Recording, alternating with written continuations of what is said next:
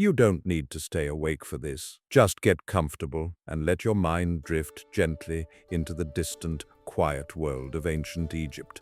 The history of Egypt begins long before the establishment of pharaonic dynasties. In the vast Nile Valley, human activity can be traced back tens of thousands of years. Small groups of hunter-gatherers inhabited the region, relying on the resources provided by the river and the surrounding deserts. These early communities moved seasonally, following game and wild plants, and gradually adapted to the cyclical patterns of the Nile, which flooded and receded in a predictable rhythm. Around 10,000 years ago, during the late Paleolithic and into the Neolithic periods, the Nile Valley saw gradual changes in settlement patterns. People began to settle more permanently along the fertile banks of the river. They constructed simple dwellings using mud and reeds.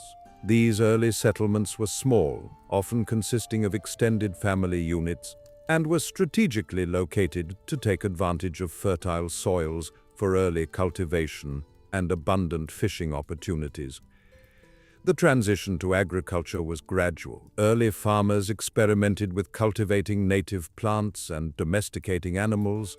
Emmer, wheat, and barley became staple crops, while goats, sheep, and cattle were raised for milk, meat, and hides. The ability to produce surplus food allowed for population growth and the establishment of more complex social structures. Communities grew larger and began to develop rudimentary forms of leadership to manage resources and coordinate labor, especially in the construction of storage facilities and simple irrigation systems. By around 5500 BCE, the development of distinct cultural regions within the Nile Valley became more pronounced. In Upper Egypt, the southern region, characterized by its narrow, elongated river valley and desert flanks, communities like those of the Nakada culture emerged.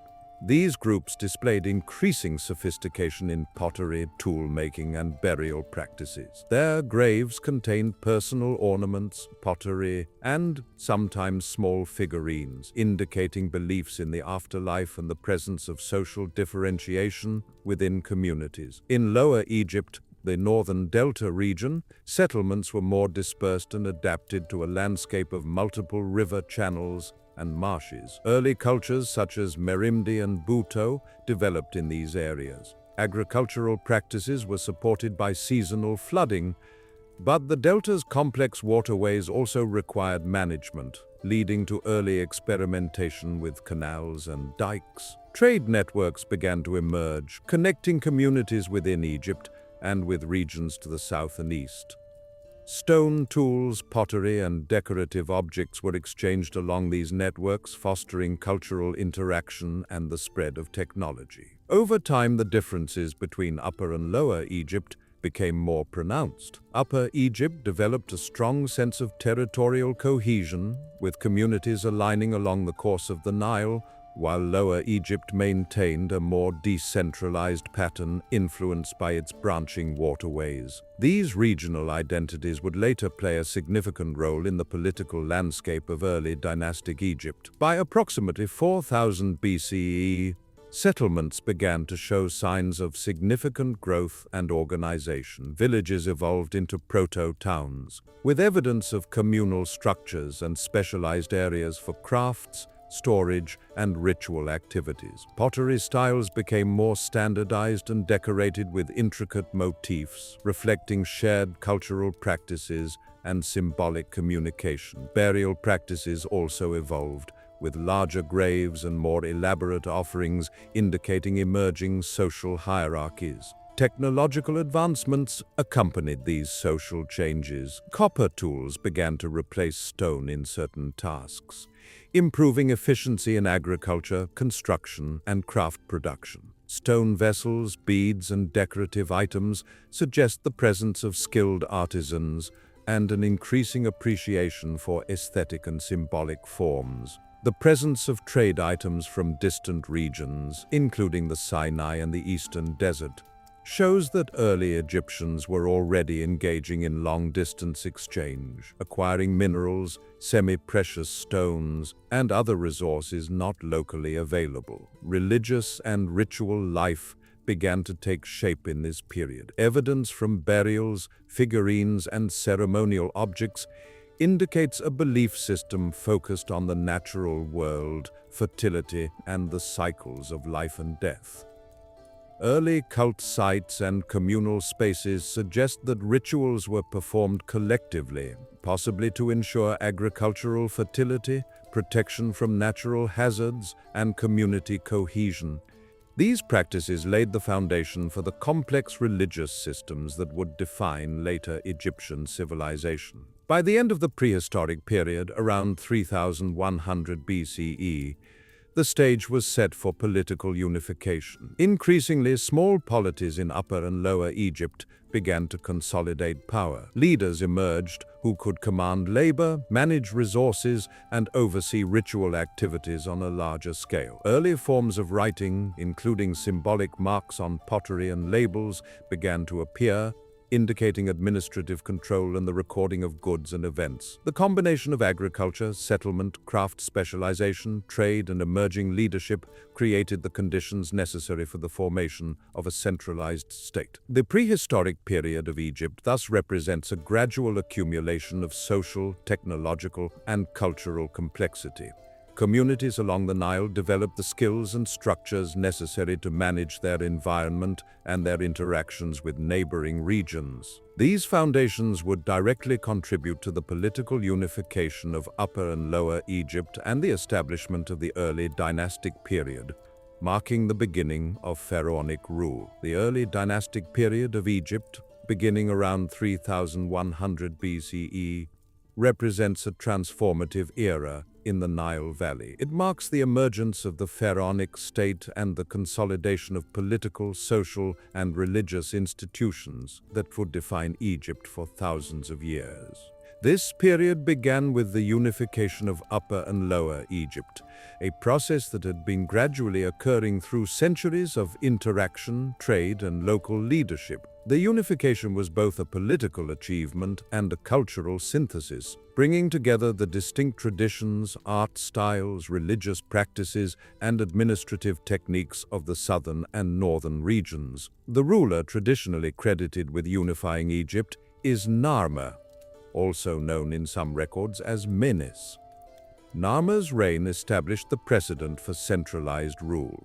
His power extended along the length of the Nile, from the delta in the north to the First Cataract in the south. The unification of the two lands required coordination of resources on an unprecedented scale. Narmer and his successors needed to manage agricultural production, oversee labor for large construction projects, and maintain social cohesion among diverse communities with different local traditions. The Narmer palette, a ceremonial artifact, illustrates the symbolic authority of a single ruler over both regions. It depicts Narmer wearing the crowns of Upper and Lower Egypt, signifying political and cultural unification. The palette also demonstrates early use of iconography as a tool of communication, representing power, control, and divine sanction. Egyptian society in this period was highly hierarchical, centered on the authority of the pharaoh. The pharaoh functioned as both political leader and divine intermediary, embodying the principles of Ma'at, or cosmic order. Beneath the pharaoh were regional governors, officials responsible for administering provinces, supervising agriculture, and collecting tribute. Priests maintained ritual practices, managing temples, and performing ceremonies to ensure fertility, protection, and balance. Skilled artisans produced objects for everyday use, ceremonial purposes, and elite consumption. Farmers, laborers, and other members of the population formed the base of society, contributing labor and resources to sustain the state and its religious institutions. The early dynastic period saw the establishment of administrative systems capable of managing a complex society. Early forms of writing, proto-hieroglyphs, were used to record information about offerings, property, and political events. Symbols were inscribed on pottery, labels, and ceremonial objects. These records allowed for the tracking of agricultural production, the management of labor, and the codification of religious practices. The development of writing was gradual, beginning with simple marks representing quantities or names and evolving into a system capable of representing abstract ideas and formalized titles. Writing also facilitated the centralization of power by creating a permanent record of the pharaoh's decrees, agreements, and rituals. Settlements expanded in size and complexity during this period. Villages grew into proto-cities, often located near the Nile for access to water, fertile land, and transportation. Archaeological evidence shows that these settlements included areas designated for storage, craft production, and ritual activity. Fortifications and organized layouts indicate planning and collective coordination. The construction of temples, palaces, and tombs required the mobilization of labor on a scale previously unseen. This labor was often seasonal, coordinated with the agricultural calendar, ensuring that workers were available when the Nile was low and fields were not in need of tending. Such projects reflected the authority of the pharaoh and served as visible symbols of power, reinforcing social cohesion and demonstrating the ruler's capacity to command resources. Technological and craft advancements were notable during this period. Pottery became standardized, decorated with intricate geometric patterns and motifs representing cultural or religious concepts. Stone tools and ornaments were skillfully crafted, while copper began to supplement stone for tools, weapons, and ceremonial objects. The production of these items required specialization, with artisans dedicating their skills to particular crafts such as pottery, metallurgy, or carving. This specialization allowed for higher quality and more consistent output, which was essential for both everyday life and ritual practices. The presence of luxury items in tombs indicates the accumulation of wealth and the social differentiation of the elite. Religion played a central role in early dynastic life, closely intertwined with political authority. The pharaoh was regarded as a divine figure, the earthly embodiment of gods who ensured the stability of the natural and social order. Temples dedicated to regional and state deities became centers for both worship and administration. Rituals were conducted to maintain agricultural fertility, ensure the flow of the Nile, and protect the community from natural threats. Offerings, ceremonies, and symbolic objects reinforced the connection between the divine and the pharaoh, legitimizing the central authority and maintaining social order. Religious practice also shaped artistic production, with motifs and symbols appearing in tombs, temples, and everyday objects. Trade and interaction with neighboring regions were essential to the early dynastic economy. Egypt engaged with Nubia to the south, the Sinai and Eastern Desert for mineral resources, and regions beyond the Nile for luxury goods. Trade networks facilitated the exchange of gold, copper, semi-precious stones, and other materials, supporting both practical and ceremonial needs. Long-distance exchange introduced new technologies, artistic styles, and cultural concepts. These interactions also helped consolidate political authority by providing resources necessary to maintain elite status, fund large construction projects, and supply temple economies. Military organization developed in tandem with political centralization. The pharaoh maintained forces to protect the state, defend trade routes, and assert control over territories. Early depictions show armed troops equipped with bows, spears, and shields, organized under command structures aligned with administrative authority. Strategic control over Nile locations allowed the pharaoh to manage transportation, communication, and taxation effectively. Military forces were also important in asserting dominance over local regions and maintaining order within the state. Daily life during the early dynastic period reflected the integration of agriculture, craft, religion, and governance. Farmers worked along the Nile, cultivating staple crops such as emmer wheat and barley. Domestic animals provided food, labor, and raw materials. Craftsmen produced pottery, tools, ornaments, and symbolic objects. Communities participated in ritual life, supporting local temples and maintaining customs passed down from prehistoric traditions. The social structure was hierarchical but interconnected, with each role contributing to the functioning of the state. Burial practices illustrate the emerging beliefs and social hierarchies of the period. Elite tombs were constructed with attention to orientation, structure, and symbolic content. Grave goods included pottery, tools, jewelry, and figurines, reflecting both the social status of the deceased and beliefs about the afterlife. These tombs were precursors to the mastabas of the Old Kingdom, establishing architectural and ritual patterns that would endure for centuries. Funerary customs reinforced the pharaoh's authority, linking the divine, the state, and individual social roles. By the conclusion of the early dynastic period, Egypt had established the essential foundations of centralized rule, social hierarchy, religious practice, and technological capability. The unification of Upper and Lower Egypt created a state able to manage resources, organize labor, and cultivate cultural cohesion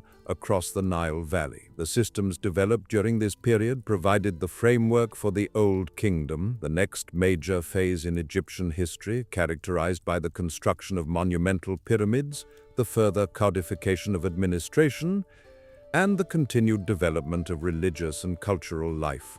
The Old Kingdom of Egypt, generally dated from approximately 2686 to 2181 BCE, represents a period of remarkable political stability, centralized authority, and monumental construction. It is often called the Age of the Pyramids because of the scale and ambition of the tombs built during this era. The Old Kingdom followed the early dynastic period, inheriting a unified state with established administrative systems, religious practices, and social hierarchies. During this period, the pharaoh's authority became even more pronounced, consolidating control over resources, labor, and religious institutions across Egypt. The pharaoh during the Old Kingdom was not only a political leader, but also a divine figure. He was regarded as the living embodiment of Horus, the god of kingship, and the intermediary between the gods and the people.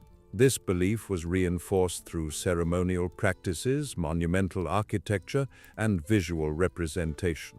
The pharaoh's role was to maintain Ma'at, or cosmic and social order, ensuring the fertility of the land, the proper flow of the Nile, and the stability of the state. The authority of the pharaoh extended into all aspects of society, from agricultural management to judicial oversight, and from religious ceremonies to military organization. The central administration developed significantly during the Old Kingdom. The state was divided into nomes, or provinces, each governed by an official appointed by the pharaoh. These governors were responsible for collecting tribute, overseeing agricultural production, managing local labor, and ensuring compliance with royal decrees. A bureaucratic system of scribes recorded economic transactions, census information, and resource allocation. Early forms of taxation based on produce and labor allowed the pharaoh to fund large-scale construction projects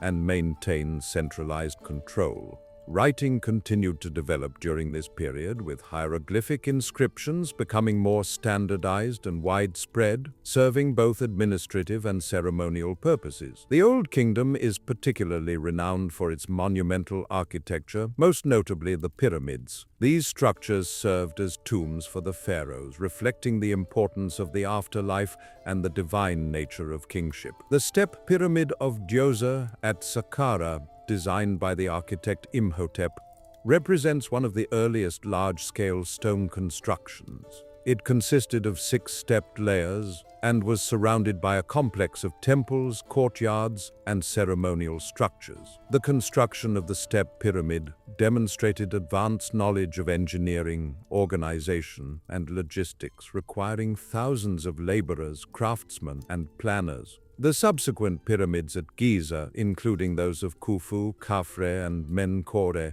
represent the apex of Old Kingdom architectural achievement. These pyramids were carefully aligned with celestial bodies and constructed with massive limestone and granite blocks. The organization required to quarry, transport, and assemble these stones reflects a highly sophisticated administrative and labor system.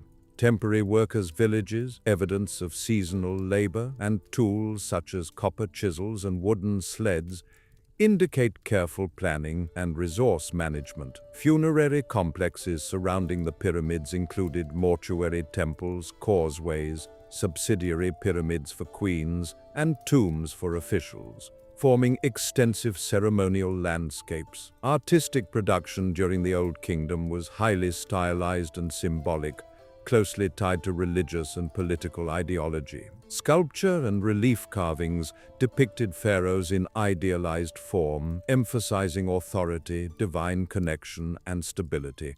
Officials and elites were represented in standardized poses that reflected their status, roles, and relationship to the pharaoh. Wall reliefs in tombs illustrated scenes of daily life, agriculture, hunting, and ritual activity. These depictions provide insight into the organization of labor, religious practices, and social structure, while maintaining a formal aesthetic that communicated order and continuity.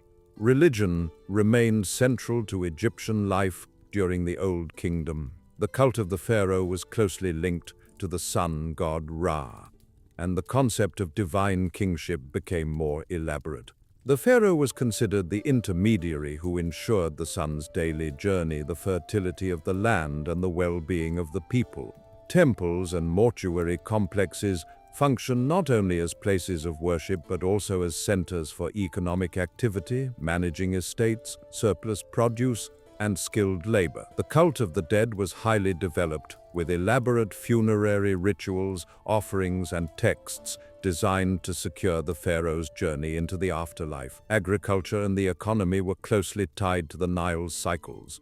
Farmers relied on the annual inundation to enrich the soil and cultivate staple crops such as emmer wheat and barley. The state organized irrigation and water management to ensure productivity, and surplus food was stored to support urban populations, laborers, and temple estates. The economy was largely agrarian, but trade networks extended beyond Egypt's borders. The Old Kingdom imported luxury materials such as cedar wood from Lebanon, turquoise from the Sinai, and gold from Nubia, which were used in construction, ornamentation, and ritual objects. These materials supported both the elite and religious institutions, reinforcing social hierarchies and the pharaoh's authority. Military organization during the Old Kingdom focused primarily on defense, internal control, and the protection of trade routes.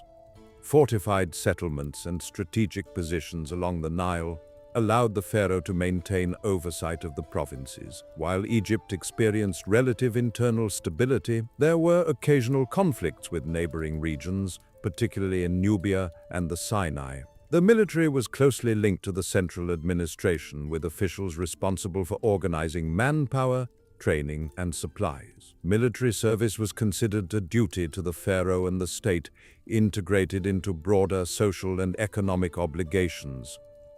Daily life in the Old Kingdom was structured around agricultural cycles, craft production, and participation in religious and social obligations. Farmers, artisans, and laborers contributed to the functioning of the state and the maintenance of temples and royal projects. Housing, tools, and clothing reflected available materials, social status, and regional practices. Communities participated in festivals, offerings, and rituals, reinforcing social cohesion and religious observance.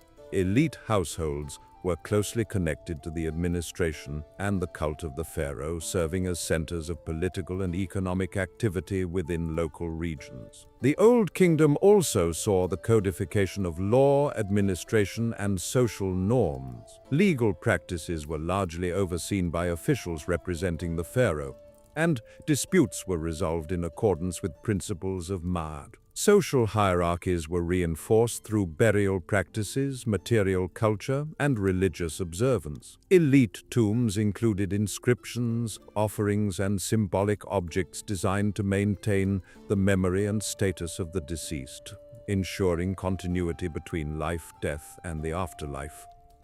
By the end of the Old Kingdom, around 2181 BCE, Egypt faced challenges that would lead to the first intermediate period. Climatic variations, reduced Nile floods, and increasing pressures on centralized authority contributed to political fragmentation. Provincial governors, or nomarchs, gained greater autonomy, and the cohesion that had sustained the pharaoh's authority began to weaken. Despite these emerging difficulties, the Old Kingdom established enduring foundations for Egyptian civilization, including monumental architecture, administrative systems, religious practices, social hierarchies, and artistic traditions. The achievements of this period set the stage for subsequent phases of Egypt's history, demonstrating the potential of centralized authority and the integration of political, religious, and cultural institutions across a vast and diverse landscape. The first intermediate period of Egypt, generally dated from approximately 2181 to 2055 BCE, represents a time of political decentralization, social change, and regional fragmentation following the decline of the Old Kingdom.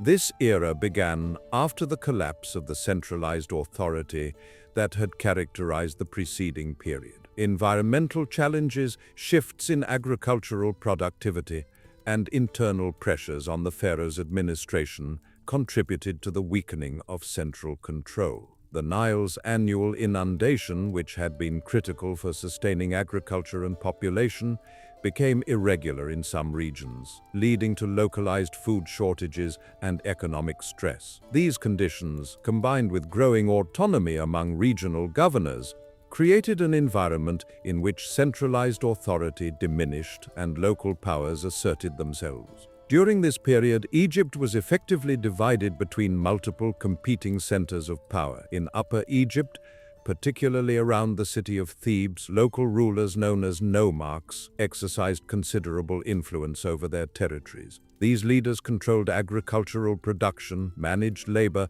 and maintained local temples. They also raised armed forces to defend their regions, and at times to expand their influence over neighboring territories. In Lower Egypt, the Nile Delta became a patchwork of competing local rulers, each controlling different nomes and asserting authority through alliances, marriages, and military strength. The lack of centralized leadership meant that communication and coordination between northern and southern regions became increasingly limited. Despite the political fragmentation, cultural and religious practices continued to develop, often independently within different regions. Temples remained centers of worship and local administration. Religious observances were maintained by priestly classes who conducted offerings and rituals to ensure agricultural fertility, protection from natural hazards, and community well-being. The cult of Osiris, associated with the afterlife and resurrection, gained prominence during this period, reflecting evolving beliefs about death and the continuation of life beyond the mortal realm. Funerary practices continued to emphasize tomb construction, offerings, and symbolic objects. Although the scale and uniformity of tombs differed from the monumental pyramids of the Old Kingdom, art and architecture during the first intermediate period exhibit both continuity and adaptation. While the grand pyramids of the previous era were no longer constructed, smaller-scale tombs and mortuary complexes were developed. Artistic representations in tombs and temples were often regional in style, reflecting local traditions and resources. Reliefs and sculptures continued to depict pharaohs, officials, and religious figures, but there was greater variation in technique and proportion. Pottery, tools, and jewelry maintained traditional forms, while also incorporating new designs that reflected the cultural diversity of the fragmented state. Craft specialization persisted, although large-scale projects became less common due to the reduced authority of centralized administration. Economic activity during this period adapted to the decentralized political landscape. Local economies became more self-sufficient, relying heavily on regional agricultural production and resource management. Trade continued within Egypt and with neighboring regions, though it was more localized and dependent on the security and stability of individual territories. The extraction of minerals, construction materials, and luxury goods remained important for both practical and ceremonial purposes. Local rulers maintained control over these resources, using them to support their households, temples, and military forces. Military organization during the First Intermediate Period was largely regional in character. Nomarchs and local rulers maintained forces to defend their territories and enforce authority within their nomes. Conflicts between neighboring regions were not uncommon, and alliances were formed to secure political and economic advantages. The relative weakness of a unified military structure meant that the capacity for coordinated defense across Egypt was limited, making the state vulnerable to internal disputes and external pressures. Despite these challenges, regional powers maintained order within their domains and preserved local governance structures. Social structures in this period reflected both continuity and change. The pharaoh's authority was diminished, leading to increased prominence of local elites and administrators. Nomarchs, priests, and officials held significant influence within their territories, often acting independently of distant royal authority. Farmers and laborers continued to provide the foundation of economic and social life, contributing to agriculture, craft production, and temple maintenance. Communities adapted to localized governance, participating in regional religious practices and social networks. Despite political fragmentation, cultural cohesion persisted through shared language, religious concepts, and material culture. Writing and record-keeping continued to play a role in administration, religion, and communication. Hieroglyphic inscriptions were used in tombs, temples, and official documents, while more practical scripts, such as hieratic, facilitated everyday administrative tasks. Local rulers recorded offerings, land transactions, and labor obligations, allowing for the management of resources and the codification of local laws and customs. The use of writing reinforced social hierarchies, facilitated communication within regions, and preserved cultural knowledge for future generations. The First Intermediate Period also witnessed significant developments in literature and intellectual activity. Texts from this era include instructional writings, moral teachings, and literary compositions reflecting human concerns, social order, and religious belief. These writings demonstrate the adaptability of Egyptian culture during times of political change, preserving traditions while responding to new social and environmental conditions. Artistic, literary, and administrative innovation during this period laid the groundwork for the re-establishment of centralized rule in the Middle Kingdom. Environmental conditions continued to influence political and social dynamics. Variability in the Nile's floods affected agricultural output, leading to fluctuations in food supply and regional stability. Local rulers developed strategies to manage these challenges, including the construction of small-scale irrigation systems, storage facilities, and coordinated labor projects. The reliance on the Nile for survival reinforced the interdependence of communities and the importance of maintaining local religious and cultural practices to ensure stability. The First Intermediate Period ultimately set the stage for the re-emergence of centralized authority. The political, economic, and cultural adaptations developed during this era allowed local rulers and communities to survive periods of decentralization. Over time, the balance of power shifted toward Upper Egypt, particularly the city of Thebes, which consolidated authority, built alliances, and re-established control over surrounding regions. This process culminated in the reunification of Egypt and the beginning of the Middle Kingdom, a period marked by renewed centralization, monumental construction, and cultural flourishing. The era of regional fragmentation demonstrates the resilience of Egyptian society. Despite the absence of strong centralized power, communities maintained agricultural production, religious practice, and cultural continuity. Local rulers exercised authority within their territories, preserving social order and facilitating adaptation to environmental and political challenges. The First Intermediate Period serves as a transitional phase, bridging the achievements of the Old Kingdom with the renewed stability and expansion of the Middle Kingdom.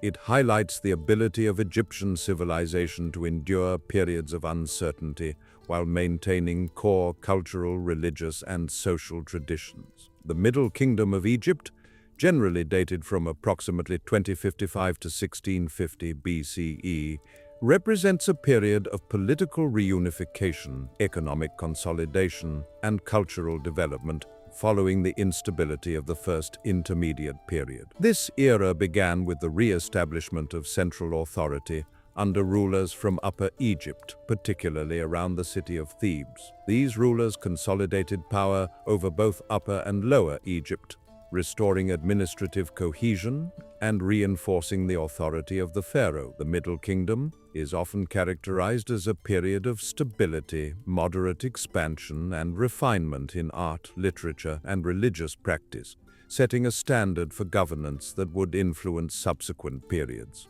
The first pharaoh of the Middle Kingdom is traditionally identified as Mentuhotep II, who successfully reunified the country after a prolonged period of regional conflict. He established Thebes as a political and cultural center and strengthened ties with local nomarchs to ensure loyalty. The process of reunification involved both diplomacy and military action, as regional rulers were persuaded, negotiated with, or subdued to align with centralized authority. Mentuhotep II's reign marked the beginning of a series of rulers who focused on administrative efficiency, economic management, and the promotion of cultural and religious cohesion across the Nile Valley. The pharaoh continued to be regarded as a divine intermediary, responsible for maintaining Ma'at, the principle of order and balance. His authority extended over governance, justice, agriculture, military affairs, and religious oversight. The Middle Kingdom pharaohs emphasized their role as shepherds of the people, ensuring the well-being of their subjects and the prosperity of the land. Unlike in the Old Kingdom, there was greater attention to the welfare of the population, and state policies often addressed economic management, redistribution of resources, and support for local communities. The administrative structure of the Middle Kingdom became more sophisticated and organized. The country was divided into nomes, or provinces, each overseen by a governor who reported directly to the pharaoh. These officials were responsible for managing agriculture, collecting tribute, coordinating labor, and maintaining local religious institutions. Scribes and clerks recorded economic activity, labor contributions, and legal transactions using both hieroglyphic and hieratic scripts. The bureaucratic system allowed for efficient management of resources, planning of large-scale projects, and enforcement of law and order. Administrative records from this period demonstrate attention to detail, standardization of measurements, and systematic oversight of production and distribution. Agriculture remained the foundation of the Middle Kingdom economy.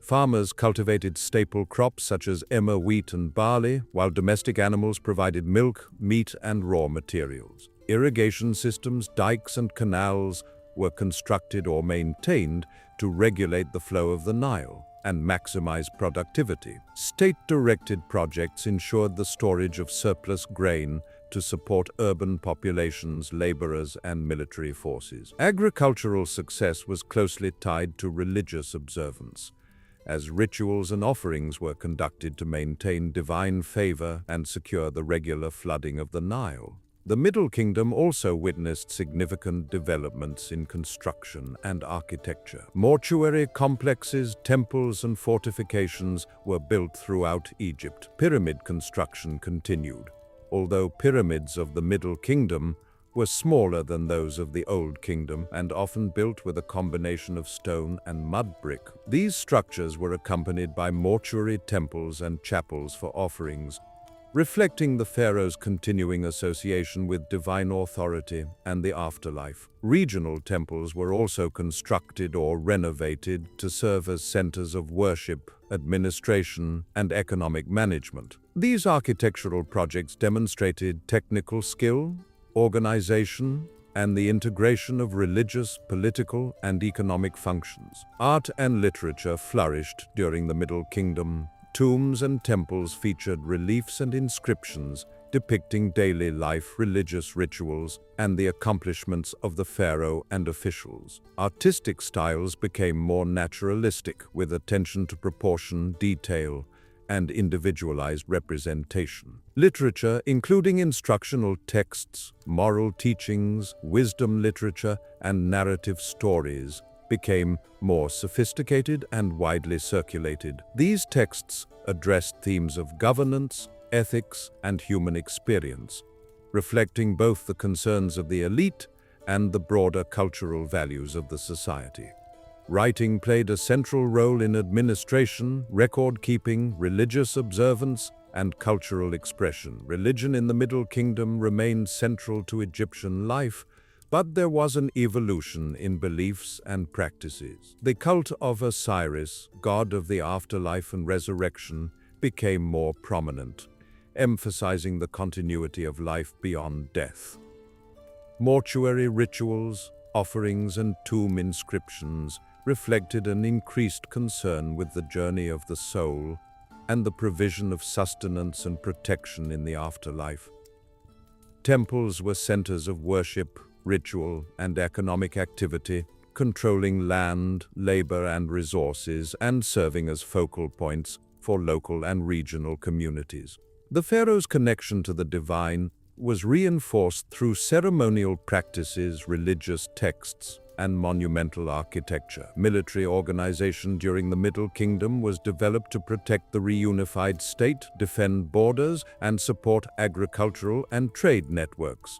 The army was structured under pharaonic authority, with provincial forces contributing to national defense. Fortifications were constructed in strategic locations, particularly along the Nile and near desert frontiers, to control trade routes and protect against incursions. Military campaigns were undertaken with both defensive and administrative objectives, ensuring the stability of the state and the security of its population. Trade and external relations were important components of Middle Kingdom prosperity.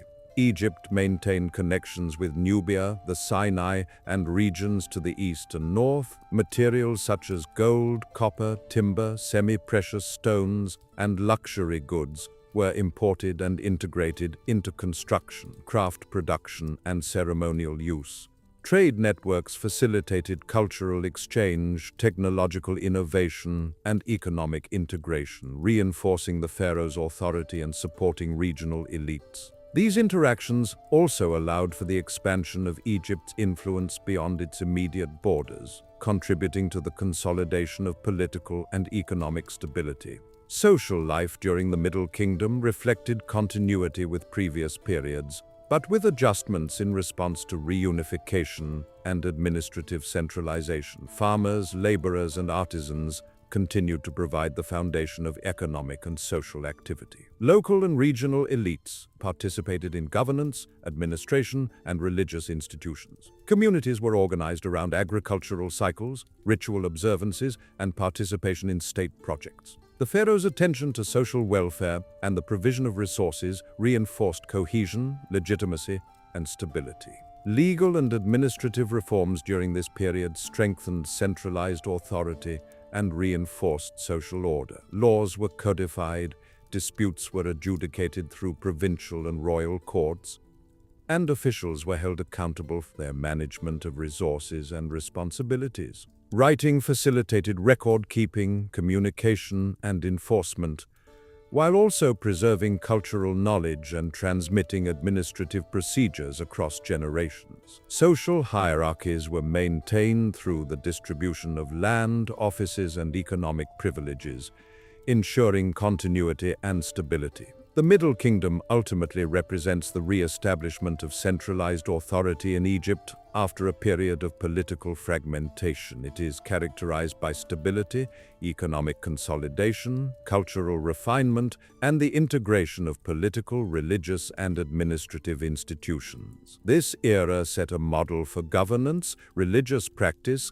and cultural production that would influence subsequent periods, including the Second Intermediate Period and the New Kingdom.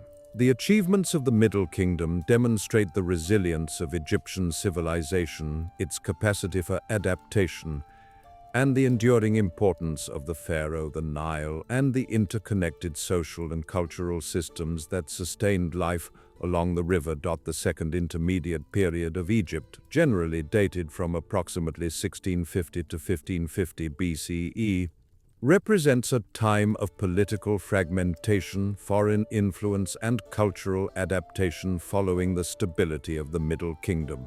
This period began with the weakening of centralized authority, as the power of the pharaoh diminished and regional rulers, particularly in Upper and Lower Egypt, asserted greater independence. The decline in royal control allowed new groups to establish themselves in the Nile Valley, most notably the Hyksos, who would exert a significant impact on Egyptian society, administration, and technology. Following the end of the Middle Kingdom, Egypt experienced internal tensions as provincial governors or nomarchs gained greater autonomy. These regional leaders managed local resources, agricultural production, and labor, often acting independently of the distant pharaoh. In Lower Egypt, particularly in the Nile Delta, the decentralized political landscape facilitated the arrival and settlement of foreign groups.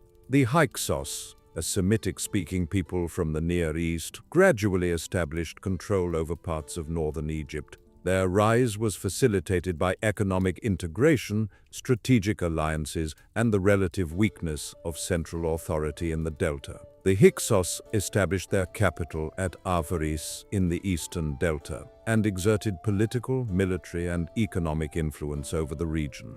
They introduced new technologies and administrative practices to Egypt, including the use of horse-drawn chariots, composite bows, and new fortification techniques. These innovations had a lasting impact on Egyptian military organization and strategy, influencing both defense and later campaigns of expansion. The Hyksos also introduced new forms of pottery, metalwork, and other material culture, integrating aspects of Near Eastern craft and trade into Egyptian society. Despite the presence of foreign rulers in the north, native Egyptian dynasties continued to exercise authority in Upper Egypt. Cities such as Thebes emerged as centers of resistance, maintaining continuity in traditional religious practices, administration, and cultural production. The pharaohs of Upper Egypt asserted legitimacy through religious association, monumental construction, and military campaigns aimed at containing or eventually expelling the Hyksos. The period is thus characterized by a duality of power, foreign influence and regional independence in the north, and traditional Egyptian authority maintained in the south. Religion during the Second Intermediate Period remained central to Egyptian life, though it adapted to the fragmented political landscape. Temples continued to function as centers of worship, ritual, and administration, maintaining offerings and ceremonies for both local and state deities. The cult of Osiris and other gods associated with the afterlife persisted, reinforcing beliefs in the continuity of life and divine order. Religious practices also served as markers of legitimacy for ruling authorities, whether native or foreign, with both sides seeking to align themselves with established spiritual traditions to strengthen their rule. Economically, Egypt remained largely agrarian, with agriculture continuing to form the foundation of society. Farmers cultivated staple crops such as emmer, wheat, and barley, while animal husbandry provided essential food, materials, and labor. Irrigation and canal systems were maintained locally, though centralized coordination was reduced. Trade persisted both internally and with foreign regions, facilitated by the delta's strategic location. The Hyksos participated in these networks, importing and exporting goods such as copper, tin, precious stones, and timber. These trade activities strengthened their position in the delta and introduced new materials and technologies to Egypt. Military organization underwent significant changes during this period.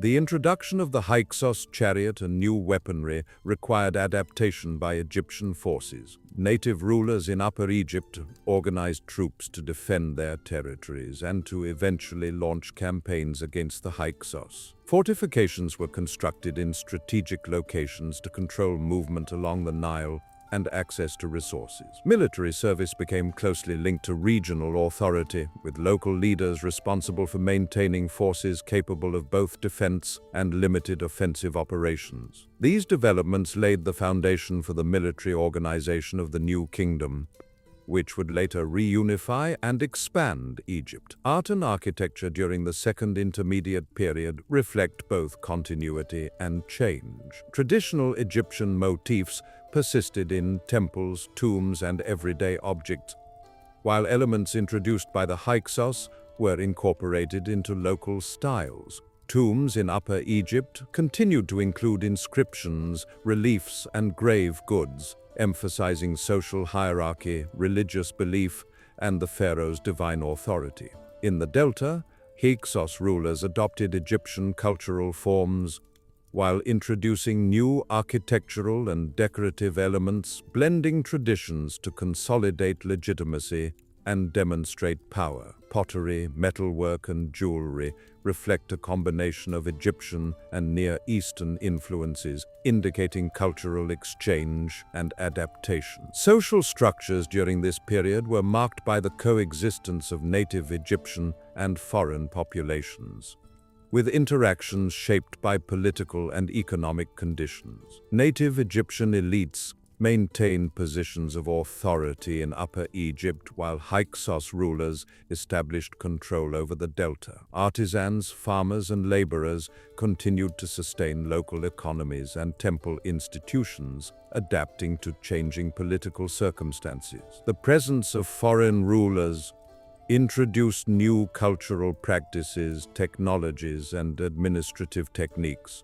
which were gradually integrated into Egyptian society. Writing and record-keeping continued to serve administrative, religious, and cultural purposes. Hieroglyphic inscriptions were used in temples, tombs, and official monuments, while hieratic script facilitated daily record-keeping, correspondence, and bureaucratic management. Both native and Hyksos authorities utilized these writing systems to document economic transactions, religious practices, and legal matters. Writing reinforced social hierarchies, maintained cultural continuity, and preserved knowledge across political transitions. By the end of the Second Intermediate Period, Upper Egyptian rulers, particularly those based in Thebes, had strengthened their authority and prepared for reunification. Military campaigns were launched to expel the Hyksos from the Delta, culminating in the eventual consolidation of Egypt under native Egyptian rule. This process required coordinated military strategy, administrative planning, and religious sanction, reinforcing the legitimacy of the pharaoh as the central authority. The expulsion of the Hyksos marked the transition to the new kingdom, a period characterized by centralized power, imperial expansion, and further integration of military, economic, and religious institutions. The Second Intermediate Period demonstrates the adaptability and resilience of Egyptian civilization. Despite foreign influence and political fragmentation, cultural continuity was maintained through religious practice, artistic production, and administrative systems. The challenges of this period prompted innovations in military technology, governance, and trade, which would contribute to the strength and stability of the new kingdom. It highlights the capacity of Egyptian society to endure periods of uncertainty while preserving core cultural and social traditions. The new kingdom of Egypt, generally dated from approximately 1550 to 1070 BCE, represents a period of remarkable political centralization, territorial expansion, and cultural flourishing. Following the expulsion of the Hyksos at the end of the Second Intermediate Period, native Egyptian rulers re-established authority over the Nile Valley and pursued an ambitious program of consolidation, diplomacy, and military expansion. This era is characterized by strong pharaonic authority, significant administrative organization, extensive construction projects, and a heightened emphasis on Egypt's role as a regional power. The new kingdom began with the reign of Ahmose I, the pharaoh credited with reunifying Egypt and consolidating control over both Upper and Lower Egypt. Ahmose I and his successors undertook campaigns to secure the eastern desert, Nubia to the south, and the Sinai Peninsula, ensuring access to essential resources and trade routes. These military campaigns not only extended Egypt's borders, but also demonstrated the pharaoh's role as a military leader, protector of the state, and guarantor of stability. The authority of the pharaoh was central, with rulers asserting their divine right to govern and maintaining close relationships with religious institutions to reinforce legitimacy. Administrative structures were highly developed during the New Kingdom, reflecting the need to manage a vast, centralized state and newly acquired territories. The country continued to be divided into nomes, each overseen by a governor or nomarch responsible for taxation, labor organization, and the administration of local temples. A bureaucracy of scribes recorded economic activity, population data, military logistics, and legal matters. The central government coordinated large-scale construction projects, military campaigns, and trade initiatives, demonstrating a sophisticated capacity for planning and resource management. Writing, both hieroglyphic and hieratic, played a vital role in these administrative and ceremonial functions. Military organization during the New Kingdom was extensive and professionalized. Egypt maintained a standing army equipped with chariots, composite bows, and organized infantry units. Fortifications were constructed along strategic frontiers, and garrisons were established to protect newly acquired territories. Military campaigns extended Egypt's influence into Nubia, Canaan, and regions of the Near East. Securing trade routes and resources essential for the state, the army was closely linked to the pharaoh, emphasizing loyalty, discipline, and the integration of military service into the broader structure of governance and social obligation. Agriculture remained the backbone of the economy, with the Nile's annual inundations sustaining crop production. Farmers cultivated wheat, barley, and flax, while domestic animals provided meat, milk, and raw materials for clothing and tools. The state organized large-scale irrigation projects, canal construction, and storage systems to ensure food security and support urban populations, military forces, and construction projects. Surplus agricultural production allowed the state to fund monumental architecture, maintain temples, and sustain trade with neighboring regions. Trade and foreign relations were integral to New Kingdom prosperity. Egypt engaged in commerce with Nubia, the Levant, and regions further east and north, exchanging grain, papyrus, gold, copper, timber, and luxury goods. Diplomacy was conducted alongside military action, with treaties, marriages, and alliances securing political and economic objectives. Trade networks facilitated the flow of materials, technology, and cultural practices, supporting both elite consumption and state projects. Egyptian influence extended through these interactions, consolidating the pharaoh's authority and enhancing the cultural cohesion of the state. Religious practice remained central to governance and daily life. The pharaoh was regarded as the earthly representative of the gods, responsible for maintaining Ma'at and ensuring the prosperity of the nation. Temples were centers of worship, economic management, and social activity. The cult of Amun, particularly centered at Thebes, gained prominence, while other deities such as Osiris, Ra, and Hathor were widely venerated. Rituals, offerings, and ceremonies reinforced social cohesion, legitimized political authority, and maintained agricultural and environmental stability. The pharaoh's connection to the divine was also emphasized through monumental construction, inscriptions, and religious texts. Construction projects during the New Kingdom were ambitious and extensive. Monumental temples, tombs, and mortuary complexes were built throughout Egypt. Karnak and Luxor became prominent religious and administrative centers, with vast precincts, hypostyle halls, and ceremonial avenues. Royal tombs in the Valley of the Kings replaced pyramid construction, reflecting changes in funerary architecture and security concerns. These tombs were elaborately decorated with inscriptions, reliefs, and paintings depicting religious narratives, rituals, and the pharaoh's divine authority. Construction required the mobilization of skilled labor, artisans, and administrative oversight, demonstrating the organization and resource capacity of the state. Art and literature flourished during the New Kingdom, reaching a level of refinement and sophistication. Artistic production emphasized naturalistic representation, proportion, and attention to detail. Reliefs, statues, and inscriptions illustrated daily life, military campaigns, religious rituals, and royal accomplishments. Literature, including historical inscriptions, religious texts, wisdom literature, and narrative stories, reflected the intellectual and cultural vitality of the period. Writing served administrative, religious, and cultural functions, preserving knowledge and reinforcing the authority of the state. Society during the New Kingdom remained hierarchical, with the pharaoh at the apex. Nobles, officials, priests, and military leaders held significant authority, managing local administration, religious institutions, and economic activity. Artisans, laborers, and farmers constituted the broader population, contributing to the functioning of temples, construction projects, and agricultural production.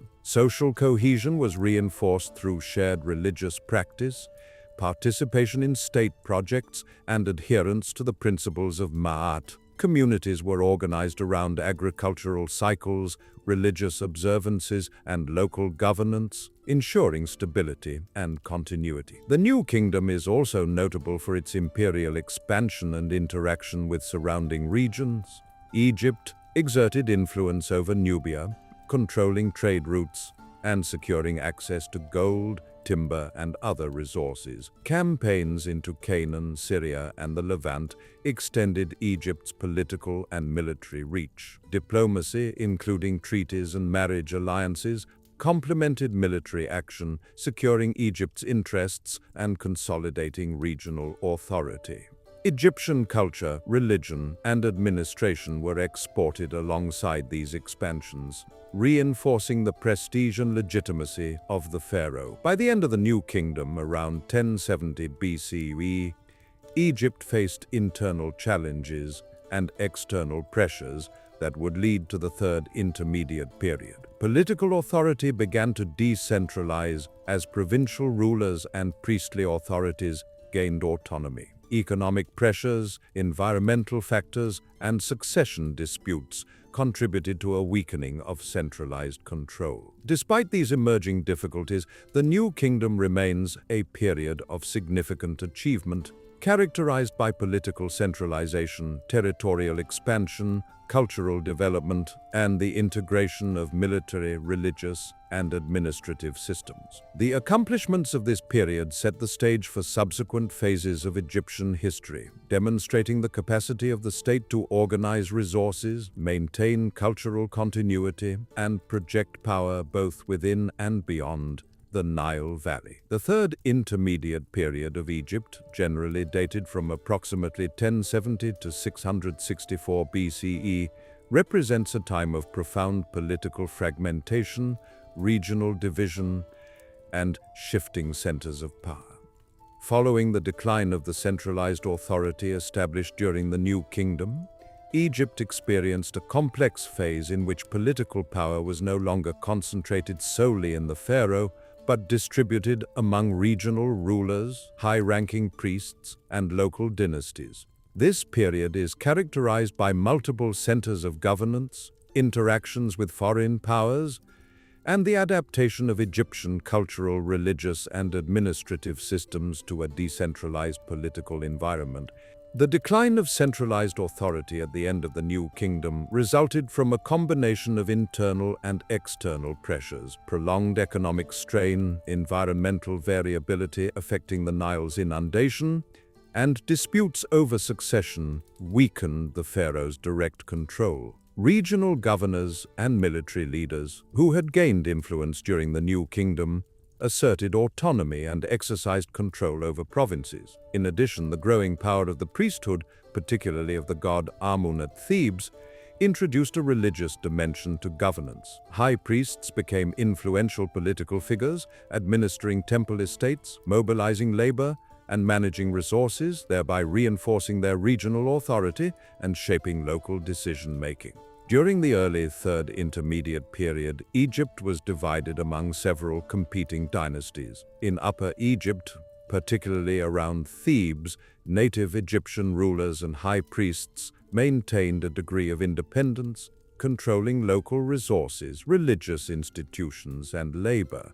The political authority of these southern dynasties was closely tied to the temples, reflecting the integration of religious and administrative power. In Lower Egypt and the Delta region, Libyan-descended rulers, including the 22nd dynasty, established control, blending Egyptian and foreign elements in administration, military organization, and material culture. These northern rulers maintained their power through local alliances, military strength, and strategic control of trade routes and agricultural land. The period is also notable for the increasing influence of foreign populations within Egypt. Libyan groups, who had previously settled in the Western Delta, became integrated into Egyptian political and military structures. They gained positions as military commanders, provincial governors, and eventually pharaohs. These Libyan rulers adopted traditional Egyptian religious and cultural practices, reinforcing legitimacy while also maintaining distinct familial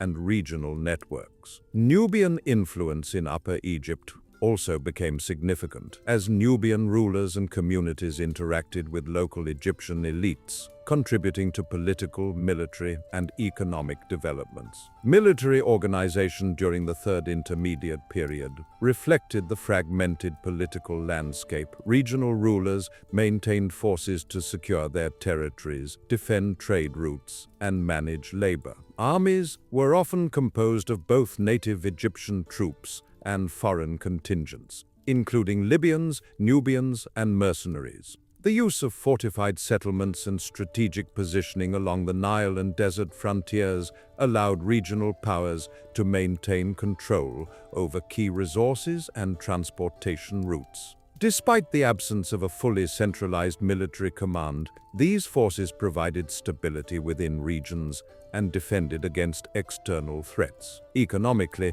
Egypt remained reliant on agriculture, but the management of resources became more localized.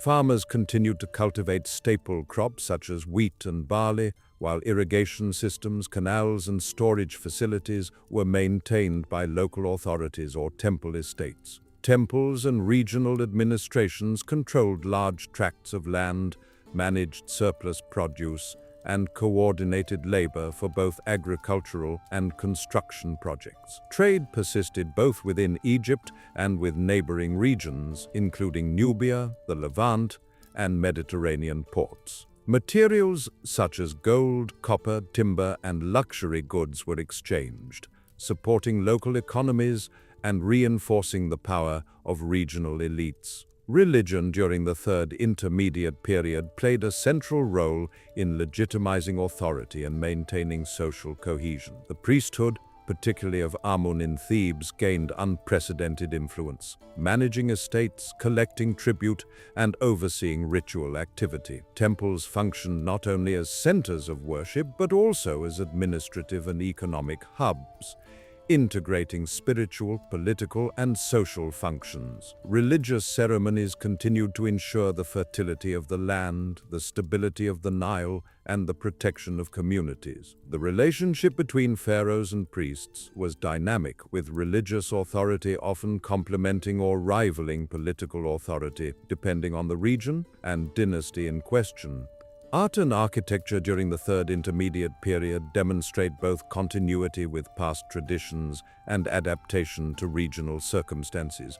Monumental construction declined in scale compared to the New Kingdom, but tombs, temples, and administrative buildings were still built and decorated with care. Tomb reliefs, statues, and inscriptions continued to depict pharaohs, officials, and deities, emphasizing hierarchy, religious observance, and social roles. Artistic styles varied between regions, reflecting local traditions, available materials, and the influence of foreign elements. Pottery, metalwork, and jewelry also demonstrate a combination of continuity and innovation, revealing the adaptability of Egyptian artisans. Writing and record-keeping remained central to administration, religious practice, and cultural continuity. Hieroglyphic inscriptions were used in temples, tombs, and ceremonial objects, while hieratic script facilitated daily bureaucratic and economic functions. Documents recorded agricultural output, taxation, labor obligations, temple activities,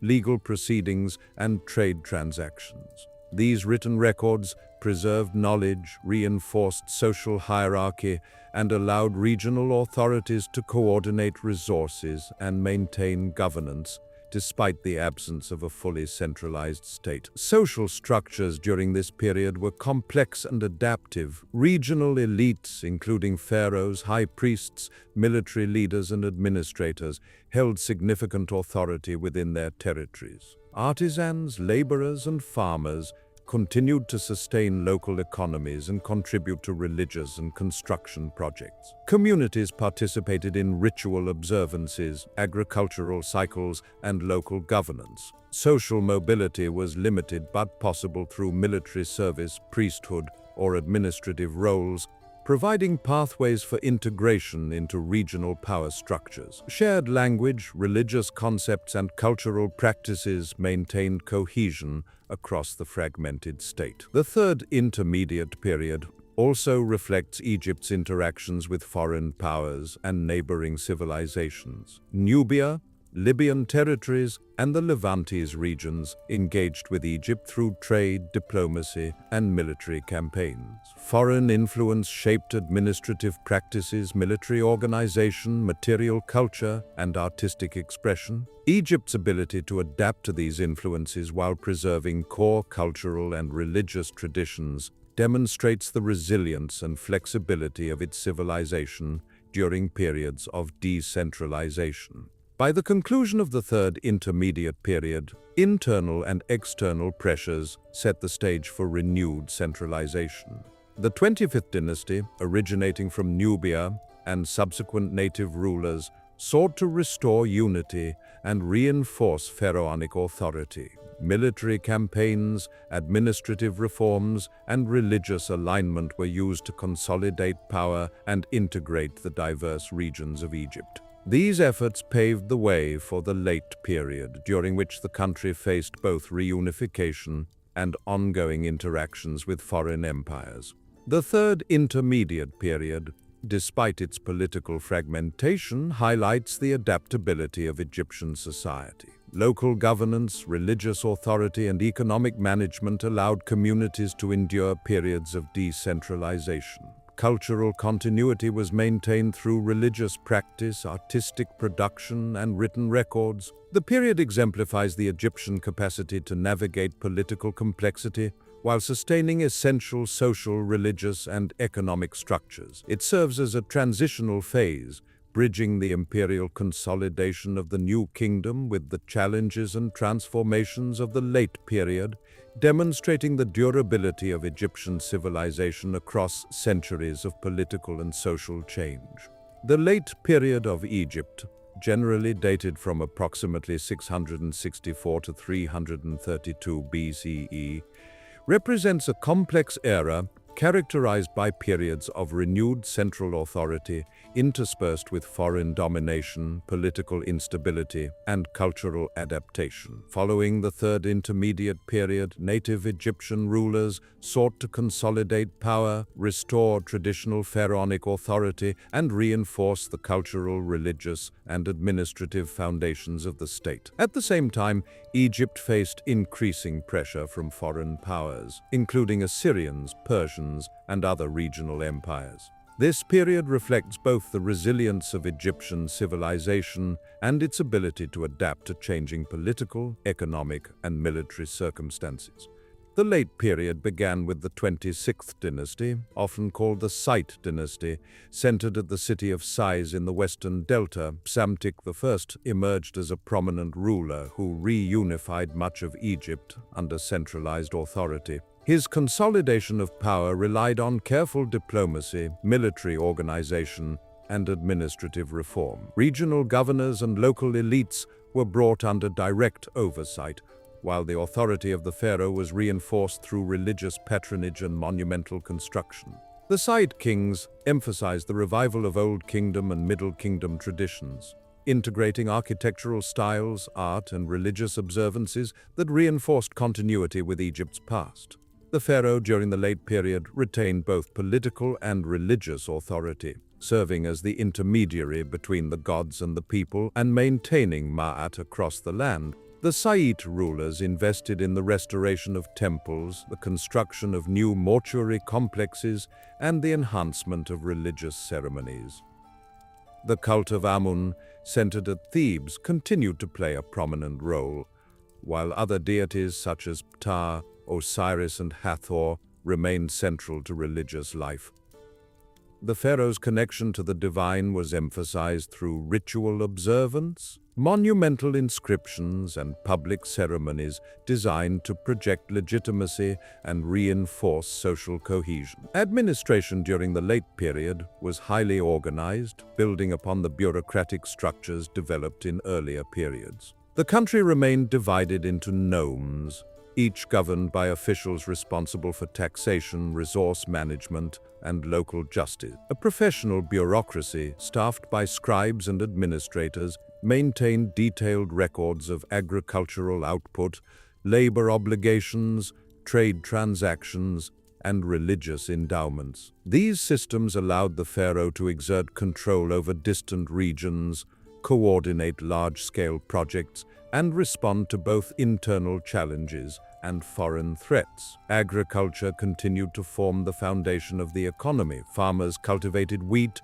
barley, flax, and vegetables, while livestock provided essential resources for food, labor, and ritual offerings. Irrigation systems, including canals, dikes, and reservoirs, were maintained to regulate the Nile's flow and support both rural and urban populations. Surplus agricultural production funded state projects, supported temple estates, and facilitated trade. Economic management was closely linked to political authority, ensuring that resources were allocated efficiently to support central administration, military campaigns, and religious institutions. Trade during the late period was extensive, both within Egypt and with neighboring regions. Egypt engaged with Nubia to the south, Libya to the west, and the Levant and Mediterranean to the north and east. Goods exchanged included gold, copper, silver, tin, timber, wine, olive oil, and luxury items such as jewelry, textiles, and incense. Trade networks supported local economies, reinforced political alliances, and allowed the introduction of foreign technologies, crafts, and cultural elements. Egyptian ports along the Nile and on the Mediterranean facilitated the movement of goods, while caravan routes connected inland regions with desert oases and mining areas. Military organization during the late period was structured to address both internal control and external defense. The army included infantry, archers, and chariotry, supplemented by mercenary contingents when needed. Fortifications were maintained along strategic borders, particularly in the delta and the eastern desert, to protect against incursions. The military was closely tied to the authority of the pharaoh, who acted as both commander-in-chief and guarantor of Egypt's stability. Campaigns were undertaken to defend territory, suppress rebellions, and assert influence over neighboring regions. Military service was both a civic duty and a means of social advancement for individuals within the state. Art and architecture during the late period reflect both revival and adaptation. Temples, tombs, and monumental inscriptions continued to display traditional forms, while incorporating new stylistic elements. Restoration projects aimed to preserve the legacy of earlier periods, including the Old Kingdom and Middle Kingdom, while also reflecting contemporary religious, political, and aesthetic concerns. Reliefs, statues, and inscriptions depicted pharaohs, officials, deities, and scenes of daily life, emphasizing hierarchy, ritual practice, and the continuity of social and religious order. Material culture, including pottery, metalwork, jewelry, and textiles, combined traditional Egyptian techniques with foreign influences introduced through trade and diplomacy. Despite efforts at centralization, Egypt faced repeated foreign invasions during the late period. The Assyrians invaded and temporarily controlled portions of the Nile Valley in the 7th century BCE, imposing tribute and influencing political appointments. Later, the Persian Empire conquered Egypt, establishing the 27th dynasty and incorporating the country into a broader imperial structure. Persian rule introduced administrative innovations, taxation systems, and military oversight, while attempting to integrate Egyptian religious and cultural practices into their governance. Native dynasties occasionally regained power, as seen in the 28th to 30th dynasties, highlighting the resilience of Egyptian institutions and the continued appeal of traditional kingship. Social structures during the late period were marked by a complex hierarchy. The pharaoh remained at the apex, supported by priests, officials, military leaders, and regional administrators. Artisans, farmers, and laborers sustained economic and cultural activity, contributing to agriculture, trade, and construction projects. Temples continued to function as both religious and economic centers, employing large numbers of individuals and managing significant land holdings. Communities adapted to the shifting political landscape, maintaining cultural continuity through religious observance, local governance, and participation in agricultural and ceremonial activities. Religion continued to serve as both a stabilizing force and a means of legitimizing authority. Temples remained centers of worship, administration, and resource management. The priesthood wielded considerable influence, often acting as intermediaries between the pharaoh and local populations. Ritual practices, offerings, and festivals reinforced social cohesion and connected communities to the cycles of the Nile, agricultural productivity,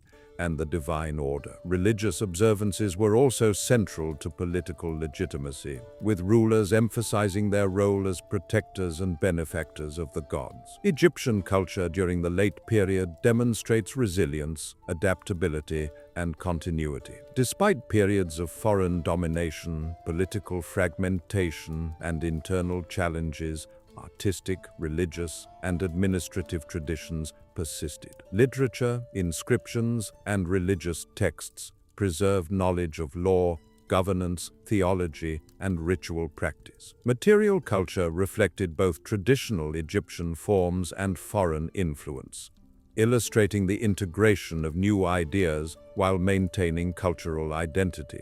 These developments highlight the capacity of Egyptian society to sustain its core institutions and practices, even under external pressure. The late period culminated with the conquest of Egypt by Alexander the Great in 332 BCE, marking the beginning of the Ptolemaic era. This conquest ended native pharaonic rule and integrated Egypt into the Hellenistic world, introducing new administrative practices, cultural exchange, and economic opportunities. Nevertheless, the achievements and structures of the late period provided a foundation for subsequent governance, religious observance, and cultural production, preserving continuity amidst transformation and ensuring the endurance of Egyptian identity. Throughout the late period, Egypt demonstrated the ability to adapt to political change, absorb foreign influence, and maintain essential cultural, religious, and administrative structures. The decentralization of power, combined with foreign domination, did not extinguish the traditions of pharaonic rule, but rather reshaped them, allowing the civilization to endure until the transition to the Hellenistic period. This era exemplifies both the vulnerabilities and the resilience of Egyptian civilization, providing insight into the complexities of governance, society, and culture in a changing world. The final phase of ancient Egypt begins with the conquest of the region by Alexander the Great in 332 BCE, marking the end of native pharaonic rule and the beginning of the Ptolemaic dynasty. Alexander's arrival was the culmination of a series of foreign interventions that had influenced Egypt during the late period. His conquest was relatively peaceful, with the local population welcoming him as a liberator from Persian rule. Upon assuming control, Alexander established Alexandria as the new administrative and cultural capital, strategically located on the Mediterranean coast, serving as a hub for trade, scholarship, and governance. The city would become central to the identity and administration of Egypt during the Hellenistic era. After Alexander's death in 323 BCE, his empire was divided among his generals, and Ptolemy I Soter, one of his trusted companions, took control of Egypt. Ptolemy assumed the title of pharaoh, integrating himself into the Egyptian religious framework and legitimizing his authority through traditional pharaonic rituals and ceremonial practices. The Ptolemaic dynasty, though of Macedonian Greek origin, adopted many aspects of Egyptian governance, religion, and culture to secure loyalty from the native population. Ptolemaic rulers maintained the traditional offices, provincial divisions, and religious institutions that had been central to Egyptian administration for millennia, ensuring continuity even as foreign customs and Greek influence were introduced. The Ptolemaic administration was a hybrid system combining Egyptian bureaucracy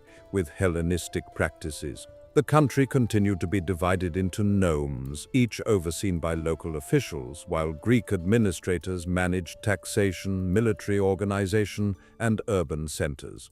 Alexandria became the seat of government, housing the royal palace, administrative offices, and major institutions such as the library and the museum, which functioned as centers of knowledge, research, and culture. The Ptolemies invested in infrastructure, including roads, canals, ports, and irrigation projects, ensuring that agriculture, trade, and urban life continued to flourish under their rule. Agriculture remained central to the economy, with the Nile providing essential resources for crop cultivation. Farmers cultivated wheat, barley, flax, and various fruits and vegetables, relying on traditional irrigation systems and seasonal planning. Surplus production supported urban populations, military forces, temples, and the royal administration. The Ptolemies maintained control over land distribution, grain collection, and storage, ensuring stability and sustaining both Greek and Egyptian elites. Temple estates continued to function as major economic units, managing extensive agricultural holdings and employing large numbers of laborers. Trade expanded significantly during the Ptolemaic period, both internally and internationally. Alexandria's port served as a conduit for goods from the Mediterranean, Red Sea, and beyond. Egypt exported grain, papyrus, linen, gold, glass, and luxury items, while importing wine, olive oil, spices, metals, and fine crafts.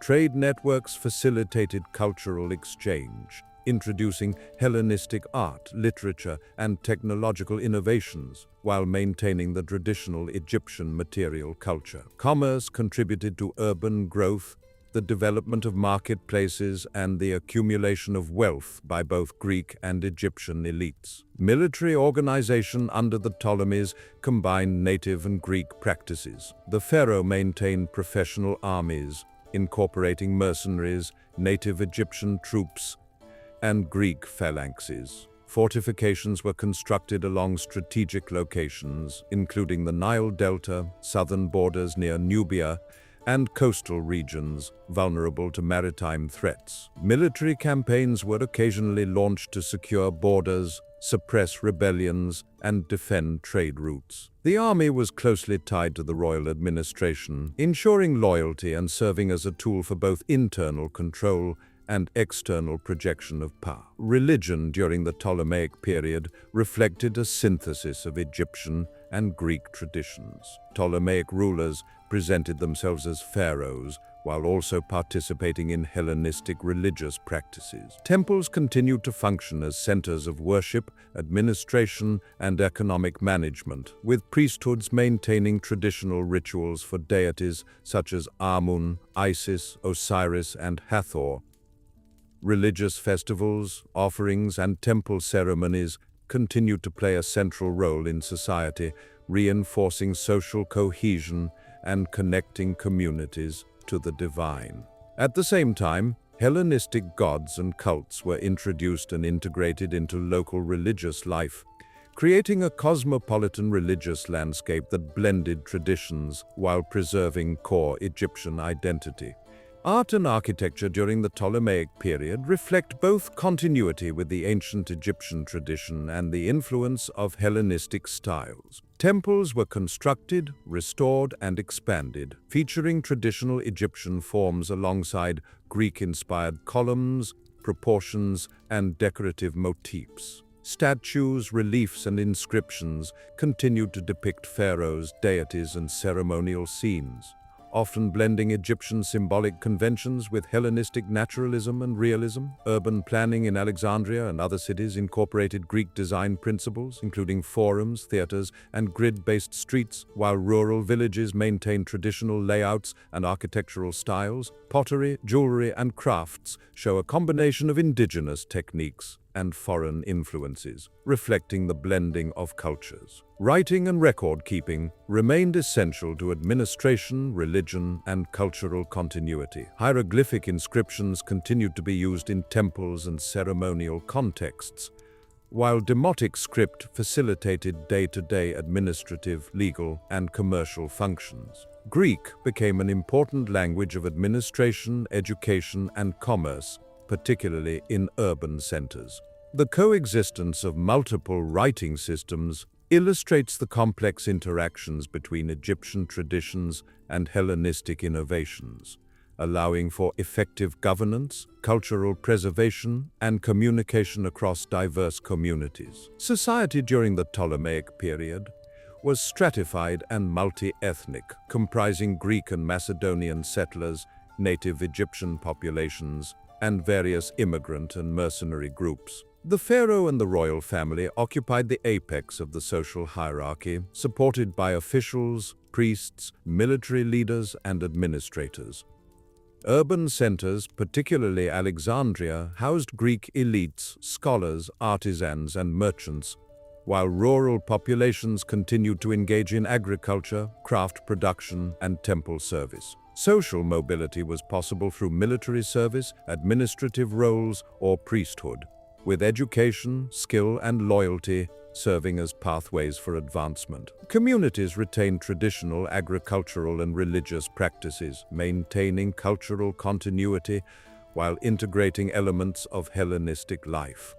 The Ptolemaic period was marked by both internal and external challenges. Dynastic succession disputes occasionally led to internal conflicts, while external threats from neighboring empires, including Seleucid, Roman, and Parthian forces, required military vigilance. Strategic alliances, marriages, and diplomacy were employed to maintain stability and protect Egypt's interests. Notable rulers, such as Ptolemy II and Ptolemy III, strengthened the state through economic reform, cultural patronage, and territorial expansion. Cleopatra VII, the last Ptolemaic ruler, skillfully navigated both internal politics and interactions with Rome, seeking to preserve Egyptian sovereignty during a period of increasing Roman influence.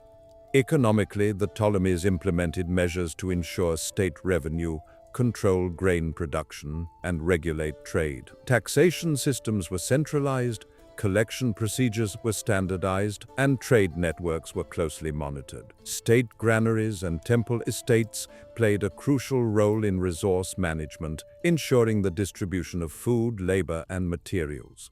Agriculture, craft production, and commerce were carefully organized to support both the royal court and the population, sustaining urban centers and rural communities alike.